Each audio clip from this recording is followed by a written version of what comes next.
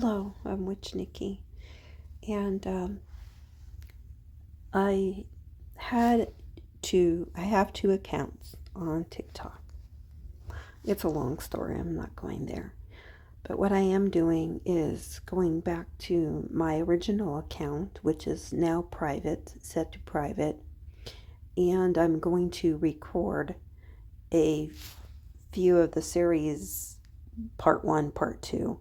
They're 3-minute videos, so together, about maybe 12 minutes or so. So I'm going to scroll now to go to it, and we'll just start from there. Good morning, Coffee with the Witch.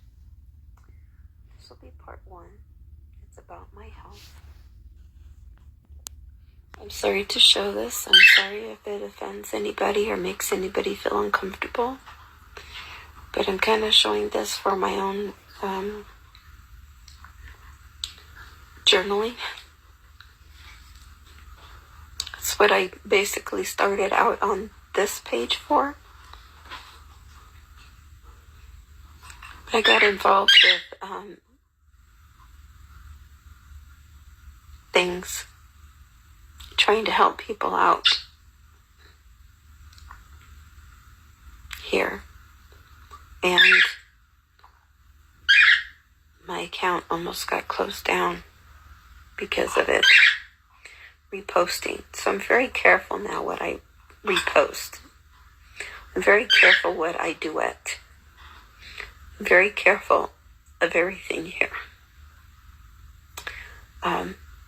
The important thing right now is that the doctor's triage has received pictures that I've sent of my neck right here.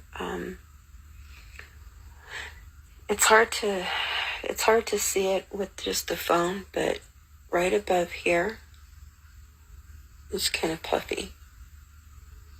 And maybe that's to be expected. So it was just a little bit more than yesterday. Yesterday it was staying underneath the Band-Aid area. This is normal too. That's from the IV. So yeah, it's come up to here now. But I'm breathing okay and I'm swallowing okay. But yesterday it was just kind of localized right under here. So it might be something that's normal, but I'm having it checked out because it's different than yesterday. I'm trying to keep very calm about it. I'm on a new medication for my thyroid. So I'm just kind of sitting here and just trying to normalize my life right now. I've been going through quite a bit. A change in medication, a surgery, moving in a few days. I'm going to have to be very careful about what boxes. I've made some small boxes so I can't carry more than 10 pounds. Part 2 coming up.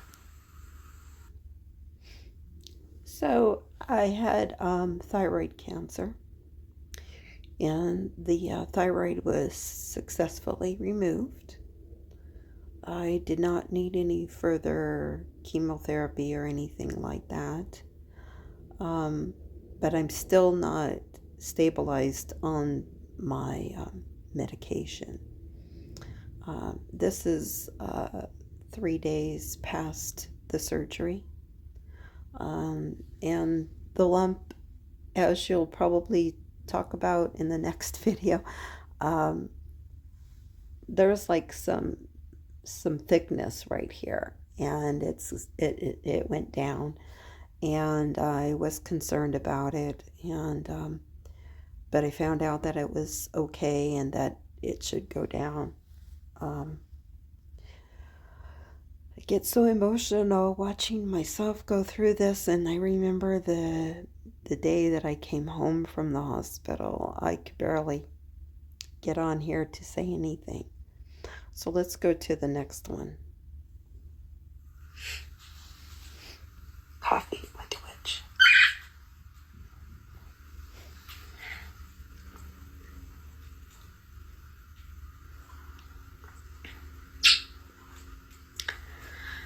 Oh, I'm really going through the ringer today. I'm still waiting for somebody to either call me back or send me an email about my incision site. So we'll get back to that later. It doesn't seem to be anything major. The really bad signs are not there, so that's good. So probably what's going on is probably normal. But I wanted to say that when I was going into surgery, I remember that there was a picture on the wall. It was not a picture, it was like a TV screen that was showing nature pictures, much like I watch here. And then I remember telling the doctor or saying, please don't say any personal things. Don't talk about personal things. Just talk about the surgery. I have a reason for that, but I might not get into it here. And that's the last thing that I remember seeing. But I felt the presence of one of my friends here, Brujita, Alexandra. I felt her presence. Now, sometimes when people say that they pray, they just say that they pray. But I really felt her there, especially when I was coming out of it, because I don't really remember too much when I went under anesthesia. But when I came out of it, one of the nurses that was asking me questions about what level pain was I at, and I told her 8. And she said, really? Well, I've given you medicine. And she would go and do some kind of adjusting or something, and then she would say, come back in a few minutes. How about now? What level of pain are you at? And I said, 8. And she said, you just told me 8. I can't give you any more medication. Why do you keep telling me this?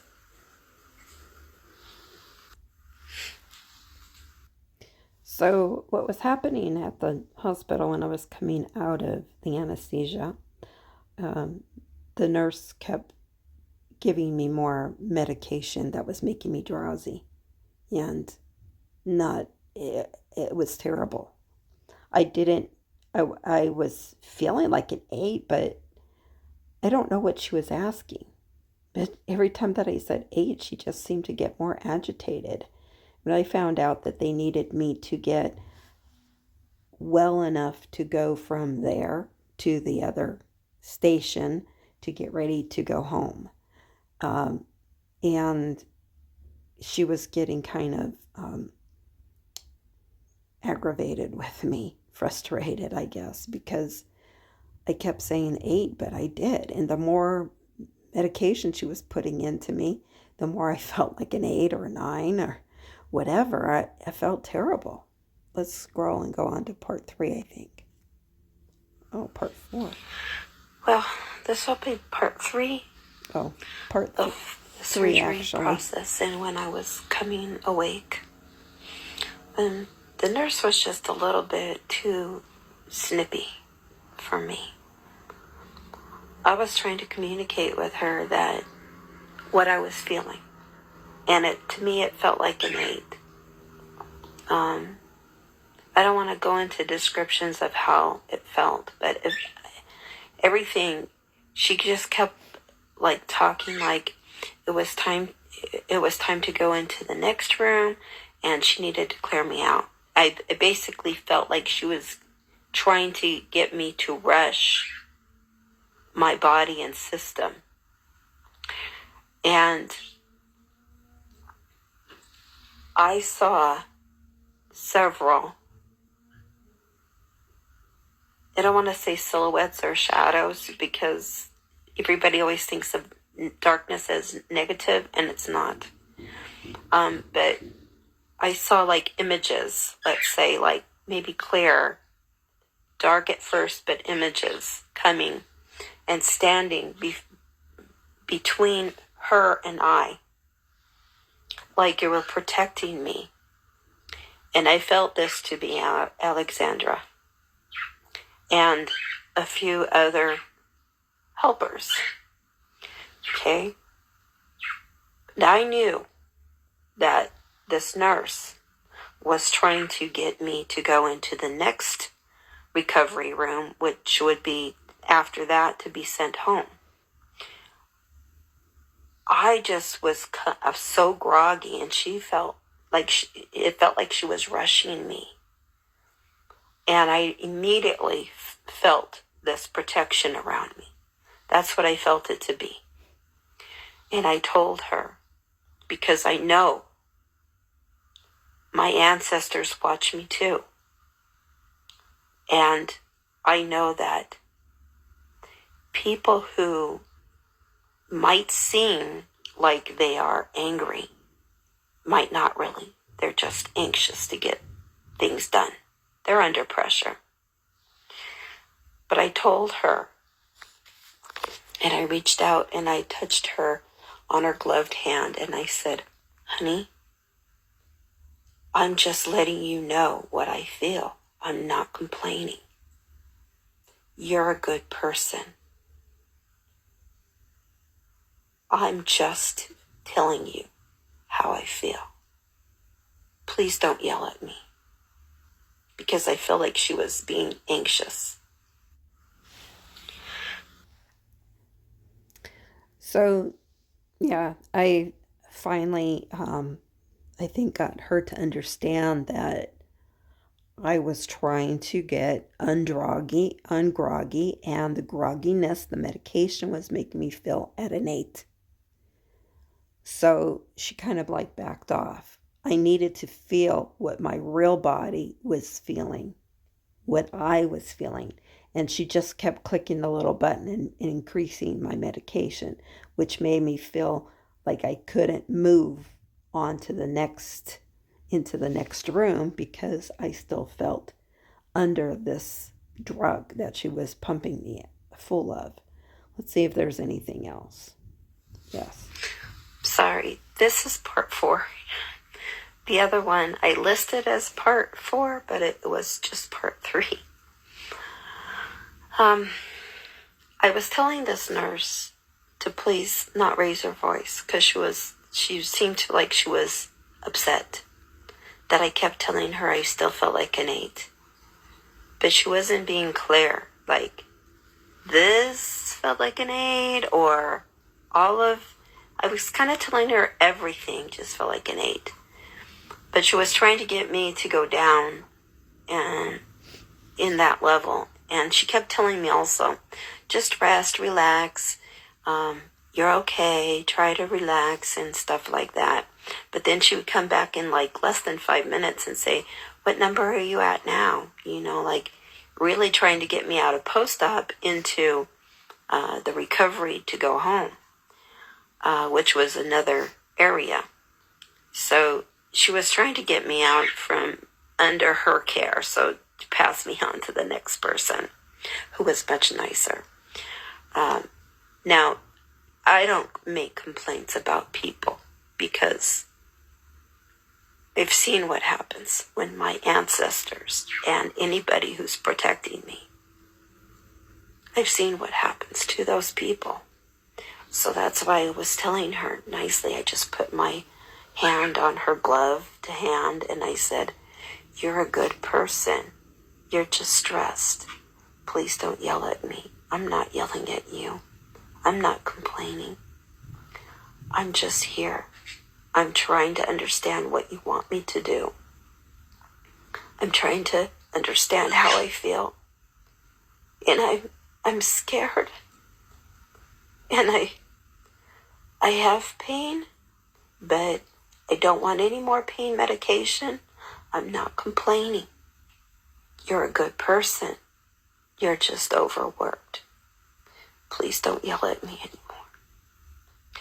And as I was saying that and calming my voice and letting her know, she said, okay. And she got calm.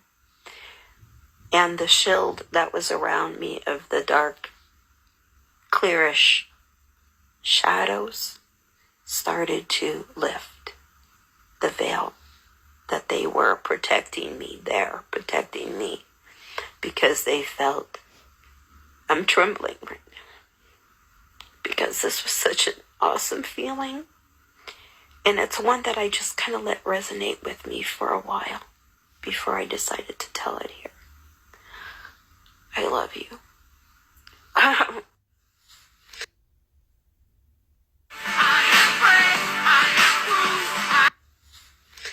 Sorry, this is part 4.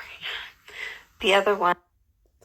So I can't show any more of the videos beyond this because they have music and violations and all of that. But this was, just like 3 days past my surgery. And now that was July, and now it's February 2023. And I'm doing much better. You can't even really tell that, I know this is so teeny tiny, but maybe you've seen on some of my other videos, I've healed that. I'm just going through the trying to get used to a thyroid level medication. So I wanted to come over here to my TikTok and collect the little stories that I've had here. And this is one of the first groups of this story in 4 parts. And thank you for watching. Thank you for listening. See you next time.